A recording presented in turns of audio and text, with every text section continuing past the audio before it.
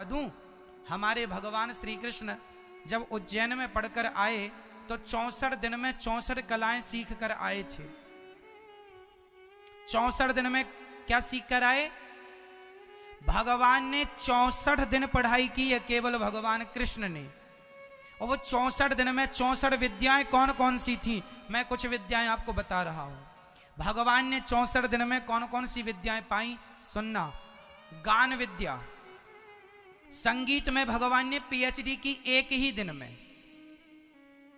पूरा संगीत जान लिया। इस धरती में जितनी रागें हैं, जिन रागों का ज्ञान पाने को लोगों को सालों साल लग जाता है, आज लता जी चली गई।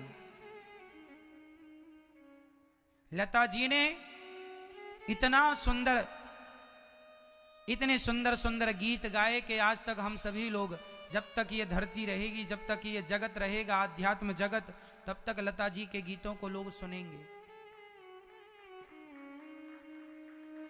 लता जी आज चली गई। लता जी ने इतना संगीत जितना गाया, जितनी विद्या उन्होंने पाई, वो एक दिन में नहीं पाई, उन्होंने सालों साल सीखा। और लता जी ने अपने इंटरव्यू में कहा है कि संगीत में मैंने जितना दिया है देश को, ये तो एक बूंद है, संगीत तो पूरा सागर है, जितना जाओ घुसते जाओ। तो लता जी को जिंदगी लग गई सीखने में और सिखाने में और गाने में। वही विद्या भगवान ने एक दिन में पाली, गान विद्या। दूसरी, भगवान ने पीएचडी किसमें की? वाद्य। इस धरती पर ऐसा कोई वाद्य यंत्र नहीं है जो भगवान ना बजाते। केवल बांसुरी नहीं, ढोलक भी बजाते हैं, वीणा भी बजाते हैं भगवान। एक दिन में पीएचडी कर ली हर वाद्य में। ये भगवान है, अल्पकाल विद्या सब पाई। तीसरा, भगवान ने नृत्य करना सीखा, नृत्य। चौथा, नाट्य, नाटक। ये जो फिल्मी सितारे आज पिक्चर नाटक बनाते करते हैं, ये नाट्य विद्या ही हमारे शास्त्रों का अंग रहा है। पहले हमारे यहां भरतनाट्यम एक पुस्तक है, सुना होगा आपने, भरतनाट्यम। हमारे महर्षि भरत जी हुए हैं, उन्होंने एक ग्रंथ लिखा था। आज धरती पर जितने भी पिक्चरें बनती हैं, नाटक बनते हैं, ये भरतनाट्यम से सब लिया गया है, वहां से कल्पना की गई है।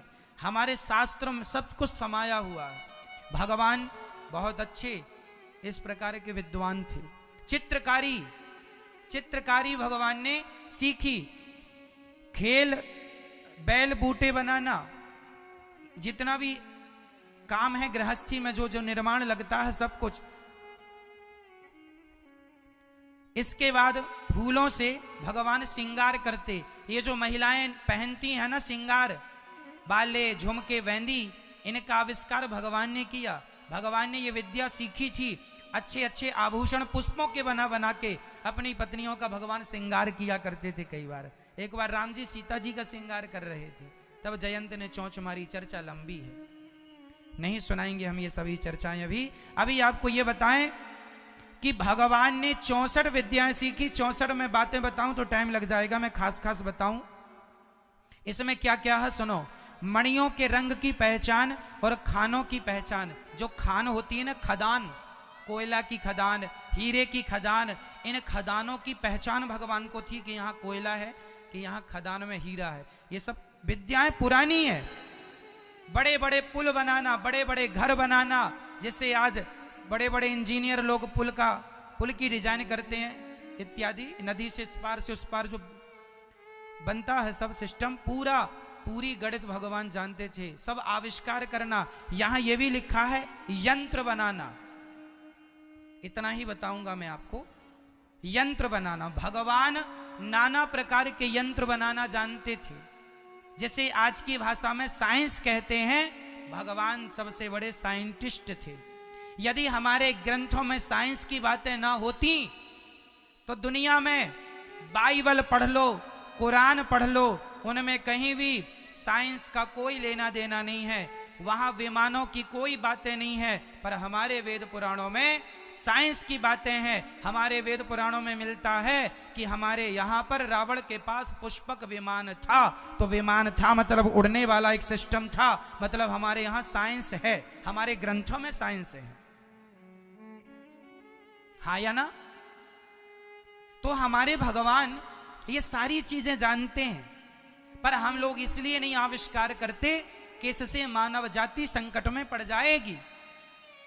पर अब जमाने की डिमांड है, तो अब हमारे देश के हमारे वैज्ञानिक बना रहे हैं, बड़े बड़े आविष्कार कर रहे हैं।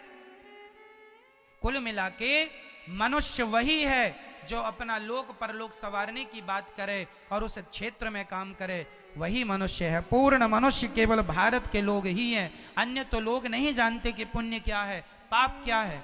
वो तो पाप ही पाप कर रहे हैं।